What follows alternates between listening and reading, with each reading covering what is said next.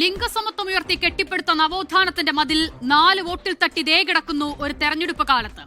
വോട്ടിനായി നിലപാട് മാറ്റില്ലെന്ന് പറഞ്ഞവർ ഇന്ന് നിലപാടില്ലായ്മയെ വിശദീകരിക്കാൻ പാടുപെടുന്നത് കാണുമ്പോൾ നിങ്ങളെ വിശ്വസിച്ച വിപ്ലവത്തിന്റെയും മാനവികതയുടെയും മതിൽ ഉയർത്താൻ വന്ന സകലർക്കും ആത്മനിന്ദ തോന്നുന്നുണ്ടാകണം. കനൽ ഒരു തരി കൂടിയുള്ളത് കെട്ടാൽ ഇന്ത്യയുടെ ഭൂപടത്തിൽ നിന്ന് തന്നെ മാഞ്ഞു പോകുമെന്ന പേടിയിൽ സംഗമം തുടങ്ങി ആചാര സംരക്ഷണം വരെ വിശ്വാസികൾക്കൊപ്പം. ഇനി ബാക്കി നാമജപം മാത്രം.